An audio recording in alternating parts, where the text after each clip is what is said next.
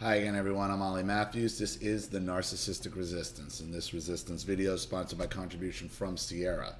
And here's her story. And this is Ciara's written in a lot of times, and she's had a bunch of stories in the borderline monsters, not victims. Her mother is also the immaculate conception of herpes, so she's been around. So here's her story. Hi, Ollie. I'm sending this letter with contribution. Thank you again for your previous letters. I have been writing to you for a while, and you've been a wonderful support during the process of me walking away from my abusive family. I originally wrote to you about my mother, but as a result of walking away from her, I've had to confront just how many terrible adults were in my orbit during my childhood. I've been shocked by how many people I've had to block, who I would never have imagined would be a part of this conflict. But as you've pointed out, she pumps up people and sends them to harass me. And I'm left wondering why these people don't have lives. Well, they're not allowed. Anyway, this letter is about my grandfather. I had previously thought he was smart enough to at least stay out of the fight, but he recently went too far, and I'm having to confront that he is an abuser as well. This is the person who is married to the person you termed grandbitch. Grandbitch is my dad's mother, who sided with my Scientologist mother and spent the last 8 months harassing me over email and snail mail. This is a woman who has openly stated that she views herself as everyone's hiring manager and is shocked that I apparently don't want to be hired into her, your words, cult of narcissism. Anyway, so I had agreed to view the solar eclipse last week with my family a while back. We had seen an eclipse as a family when I was a child, and there were family members there who weren't grandbitch, and my golden child brother had decided it was too much pressure to attend and be around his powder keg sister, who he's very scared of, despite having 8 inches and probably 80 pounds at least on me.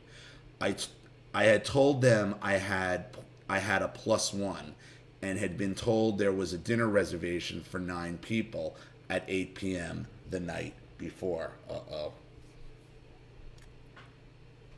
As a result of grandbitch's harassment, including violating the no contact request I gave her in July to send me a letter about her goddamn cat in August, I had decided I needed to bring more than one friend. It was also an eclipse and my friend wasn't planning to go. We had a hotel room. We bought a tent in case we had to leave. I sent an email that morning to my grandfather, letting him know I was bringing 2 people instead of 1. I said if that was a problem for the dinner reservation, we were happy to go elsewhere. I also said we may not make it back in time, as we were driving 11 hours to get there. He had told me late the night before to change our plans entirely, buy plane tickets, then rent a car. And we were driving a long way regardless, so I assumed he would be checking his email. He texts and has a smartphone. I got no response. A few hours later, I sent the email. My grandfather told the hotel receptionist where we were staying to expect us at 2 or 3 a.m. He also left a note for me saying the 2 of you should meet them at the restaurant. He saw it. He's setting you up. He saw it. But we went straight to the restaurant, arriving at 8:20, as we told another in their party we would be, and attempted to join their table. It turned out that this dinner reservation was actually a sold-out event that came with a dinner. Adding an extra person to our table was not an option. My grandfather immediately said one of us had to leave. I said, well, no, we're all leaving then. And he asked me to talk to him outside in the hall. Never go out alone. I followed. He said, so there's 3 of you. And I said, yes, very confused because there were obviously 3 of us. Well, one of you has to leave. I said again, no, we're a group. We'll all leave. It's fine. We went back into the hall, tapped my friends on the shoulder, and said that we needed to leave. They got up and we walked out. My grandfather, who as a result of this is now nicknamed Chairmander. I like Chairmander, the Pokemon, but also who demands we sit in chairs. Followed and stopped me in the hall again. He says, "It's a Prix Fix dinner. We can't accommodate your friend. But I already paid for 2 dinners, so 2 of you need to stay." I said again, "No, that's not happening." And he again said, "I already paid, so you need to decide which of your friends is staying." Wow. Wow. Wow. Understand something. He absolutely knew you were coming with 3 friends. He wanted to cause this. He wanted to do this.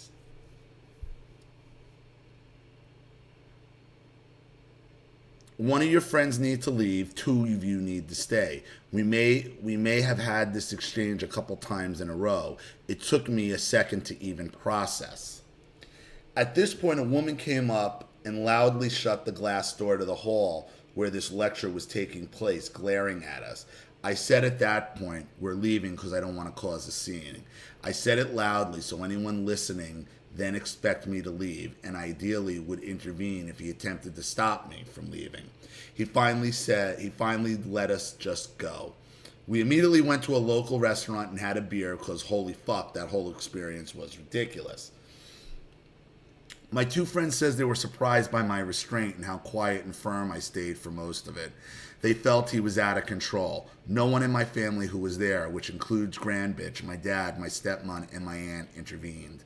The kitchen was closed, so after that, we went back to the hotel. There was a receptionist. There, the receptionist was shocked we were so early, and she was expecting to wait up until 3 a.m. for us. And we got Chairmander's letter. We go to our room, and immediately there's a knock at the door. My friend opens the door, and Grandbitch pushes her way in, carrying a doggy bag with our steaks. She walks in the middle of the room, begins looking around, then asks if we're getting a rollaway bed, because the 3 of us can't share one bed. One friend engages Grandbitch, and the other whisks me out. Then we regroup and go to the grocery store for food. When we returned, we discovered that someone had eaten half of one of the 2 steaks. How gross and disrespectful is that? But we eat our food and enjoy the night. The next morning, we get up and go to the continental breakfast. Grandbitch walks in and attempts to confront me over her favorite topic of how I always sleep in due to laziness. And so whenever I don't, it's really astonishing and unusual and worthy comment. We run the same play as the night before, and I bolt out of the lobby. Grandbitch follows. "Ciara?" "No," I say as I walk away. She repeats this time as you would you use the tone of it with a dog. "Ciara?" "No," I said as I walk away. "Will you stop?" she says, and I again say no. I then go into my hotel room. My other friend apparently had gotten in between us and stopped her, saying, "I don't think she wants to talk to you." Grandbitch responded by glaring daggers. My 2 friends join me in the room. I'm dialed up to 15 by that point in terms of my stress response. And then we hear a knock at the door. And who is it? Chairmander. We run the same play. One friend engages, one friend blocks me while I hide behind the door. Because of the design of this hotel room, our door was at the end of an extremely long, narrow hall. And since Chairmander was being scary and hadn't fully entered the room, we didn't attempt the whisk around. Instead, I stood there while Chairmander aggressively explained that he had no idea I was bringing 2 guests, that there was no way they could have accommodated us, and basically that everything that happened was entirely my fault, including and especially his attempt to publicly humiliate my friends by forcing me to kick my friend out of the room he was in and then stay myself. They always want to get you alone. That's why you always bring backup. Always bring backup.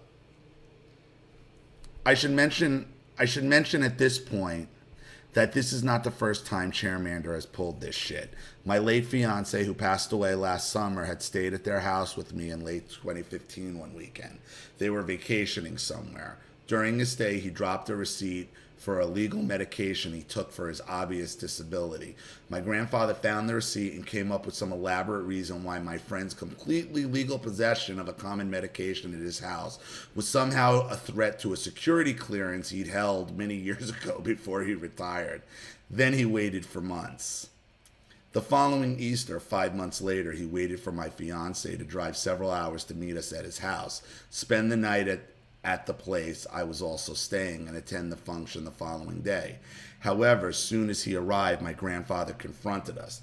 He claimed he wanted to talk to me privately earlier, but did not have a chance in 5 months or any time that morning. So he confronted my friend, basically called him a criminal, said that he couldn't tolerate such activity in their house.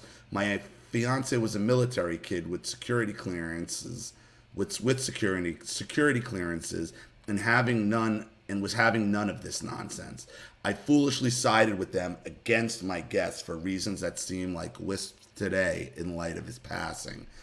I made my friend leave and made Chairmander happy by basically prostrating myself in front of him and begging his forgiveness, which he of course loved. And you didn't think he was a narcissist before then? For this? So for him to try to do that shit again on the eve of the first anniversary of the memorial, the one he didn't attend because he had to go to his friend's ski trip slideshow, was obscene to me. You drove 11 hours to see these people?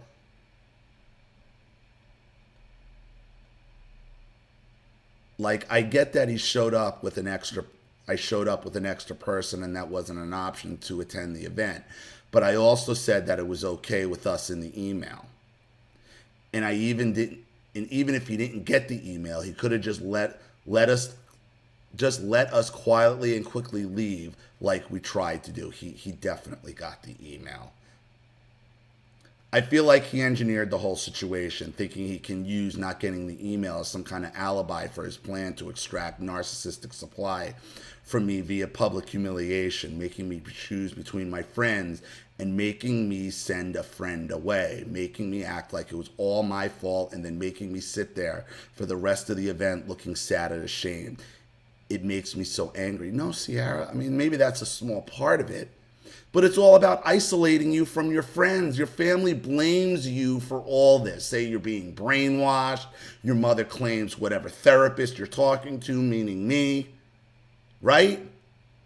This is just an elaborate plan to isolate you from as many people as you can, like he did with your fiance when you got him to send him away for illegal medication. I can't believe you thought this guy was on your side. But these things have to play out. Sometimes we got to keep getting burned and let these situations play out how they are. Anyway, back to the eclipse last week. Chairmander is still at my door the following morning. He said they rented a second room for my other guests that night. And when my guest said that we were leaving after the eclipse because we had jobs, he acted like that was something else I neglected to tell him. Like this was somehow an inconvenience to him. Like this was how he planned to prove to my friends that he's the super accommodating host, and it was really all my fault for being so unreasonable. My friend tried to end with, "This is just a misunderstanding," and Chairmander compulsively corrected that it was actually a miscommunication. Jesus fucking Christ. Because he realized you're leaving and his time to turn your friends against you was limited. And once you find out you're leaving and it's not going to work, he had a little narcissistic meltdown. So after that, I concluded I clearly could not be within harassing distance of either of these people. So we packed up our stuff, checked out in secret, and bailed before the eclipse. Eclipse was lame anyway. We then observed it in another location and enjoyed it immensely. We then drove home. On the ride home, my dad flying monkeyed for the Chairmander, saying Chairmander hadn't gotten my email. Then Chairmander emailed me saying that he hadn't gotten the email. Bullshit. Why tell the receptionist to expect us at 3 a.m.? that it was sold out, prepaid event. I did not know that. And he said to me, I'm sorry you were upset. But that wasn't anything we could do at that point. At no point did he acknowledge his ridiculous demand that I pick between my two guests that had just helped me drive 11 hours to make this reservation, nor did he apologize for his behavior when I refused. I wrote back, laid out the situation. 3 people, 2 chairs. The range of solution, more chairs, fewer people. The difference in our positions, 1 fewer versus 3 fewer. And the reasons our group opted for 3 fewer. I summarized the reason his behavior was unacceptable and its impact on me and other people at the venue, including my guests. And I stated they should not expect me at family functions for at least a while. I CC'd Grand Bitch too. I'm still waiting for a response a week later. Why would it be for a while? Why not forever, Ciara? After what he did to your past fiance, I can't believe you would drive 11 hours after all the stories you sent me. I can't believe you're still engaging with these people in any way, shape, or form. Not one person came to your defense. And thank God you went in there with backup. Always go in with backup. Always. Because that is probably the only thing that saved you. I'm so done with these people, but I'm wondering how long until they show up at my house. Eventually, let's keep the door locked and call the police. Thank you again. You really help people by being an enlightened witness to their interpersonal experiences. Sincerely, Ciara. Ciara, I hope this is finally a lesson, the lesson you need to stay no contact with all these people. Nobody, this is what I keep telling you, you can't keep contact with people who stay with the narcissist because they're either narcissists themselves or they're going to drag you back in. These people will continue to set you up like this over and over and over again. 11 hours you drove with Grand Bitch there? Are you insane? You knew they were going to have to set something up, but maybe sometimes we do things just so they'll play out. So you know, so you could get the closure. I mean, I wouldn't even have gone to explain it to him. I just would have cut contact and that's it. But you're still leaving a door open in your letter saying at least for a while. No, it's got to be permanent, Ciara. You got to cut all these people out because they're going to get you at a time eventually where you are alone or you have the wrong friend with you and you don't have enough backup. You need to break away from these people now. You thought maybe your grandfather knew boundary? Obviously not. Obviously not. And if I had known about the grandfather story,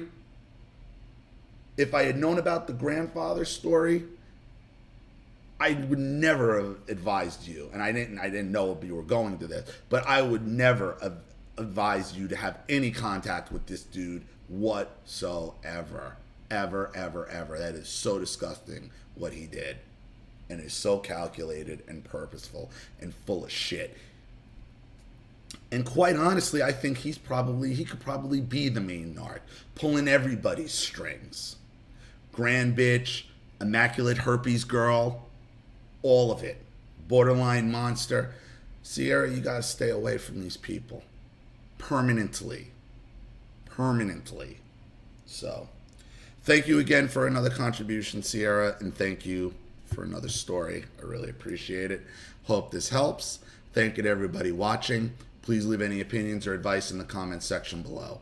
And again, if you want your story read on the channel, you have a topic you'd like me to cover, a narcissist you'd like to expose, you'd like to set up Skype, a phone call, have a private video made, or a Facebook live chat, or you'd like to sponsor a video for someone who needs help and can't afford it, or just sponsor the channel in general, help the channel grow, succeed, keep the lights on, the bills paid, because this channel is still sponsored 100% by contributions from people like you.